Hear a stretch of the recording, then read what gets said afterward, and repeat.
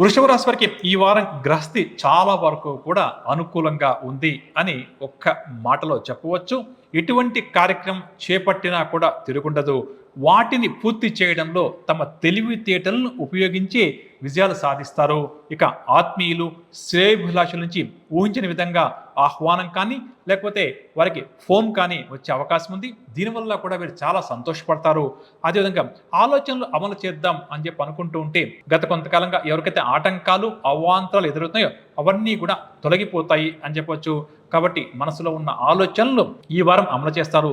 చాకచక్యంగా ముందుకు సాగుతూ ఇతరులను మెప్పిస్తూ, కొన్ని సందర్భాల్లో ఇతరులను ఒప్పిస్తూ ఈ వారం మీరు ముందుకు సాగుతారు. వ్యవహారాలంటే కూడా ఓ కొలిక్కి తెచ్చే ప్రయత్నంలో విజయాలు సాధిస్తారని చెప్పవచ్చు. ప్రధానంగా కూడా కొంతమంది వ్యక్తులు ఈ రాశి వారిని పనిగట్టుకొని పొగిడి తమ పనులు చేసుకునే ప్రయత్నం చేస్తారు.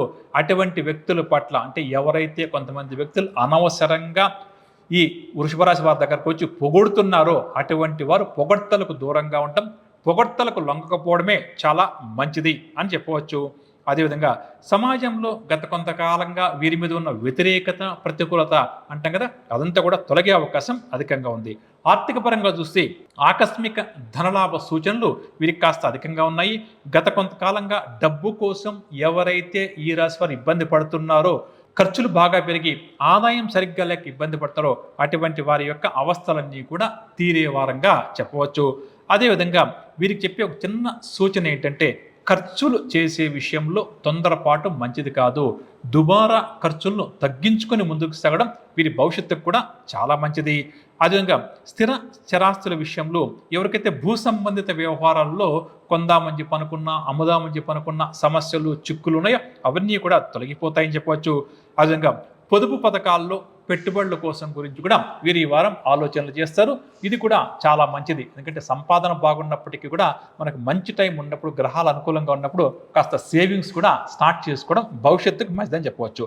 ఇక కుటుంబ పరంగా చూస్తే కుటుంబ సభ్యులు మరియు కుటుంబ పెద్దలు వీరి మీద ఏదైతే కొన్ని ఆశలు పెట్టుకున్నారో ఈ రాశి వారి మీద, అంటే నాకు ఈ అవసరం ఉంది, మాకు తీరుస్తారని చెప్పేసి అటువంటివన్నీ కూడా తీరుస్తారని చెప్పొచ్చు.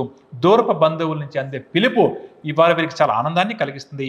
ఆరోగ్యం విషయానికి వస్తే మాత్రం వృషభ రాశి వారు ఈ వారం కొద్దిపాటి ఆరోగ్య సమస్యలు నూతనంగా వీరికి ప్రారంభమయ్యే అవకాశం ఉంది. కాబట్టి ఆరోగ్యాన్ని ఏమాత్రం కూడా నిర్లక్ష్యం చేయకపోవడమే మంచిదని చెప్పొచ్చు. అవసరం అని చెప్పనుకుంటే వైద్యులను కలవడం మరింత మంచిది. వ్యాపారస్తుల విషయానికి వస్తే గత వారం కంటే కూడా ఈ వారం ఈ రాశి వారి యొక్క వ్యాపారాలు మరింత వృద్ధిపాట్లో నడుస్తాయి. అదేవిధంగా నూతన పెట్టుబడుల కోసం కానీ, వ్యాపార విస్తరణ కోసం, బ్యాంకు లోన్స్ లాంటి వాటి కోసం కానీ ఎవరైతే ప్రయత్నం చేశారో అటువంటి వారికి బ్యాంకు లోన్స్ మంజూరయ్యే అవకాశం కూడా ఉంది అని చెప్పవచ్చు. ఇక ఉద్యోగస్తుల విషయానికి వస్తే భవిష్యత్ పట్ల ఈ రాశి ఉద్యోగస్తులకు భరోసా ఏర్పడుతుంది.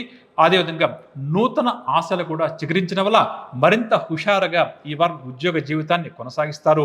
పై స్థాయి అధికారులతోటి సమస్యలు కానీ, గొడవలు కానీ ఉంటే అవన్నీ కూడా తొలగిపోతాయి. దాంతోపాటుగా పై స్థాయి అధికారుల యొక్క మెప్పును కూడా చూరగొంటారు అని చెప్పవచ్చు. ఇక రాజకీయ, పారిశ్రామికవేత్తలు అనుకున్నది ఎట్టకేలకు సాధిస్తారు. గతంలో చేజారిన అవకాశాలు కూడా తిరిగి దక్కే అవకాశం ఉంది. కాబట్టి వీరు కూడా సంతోషంగా గడుపుతారని చెప్పవచ్చు.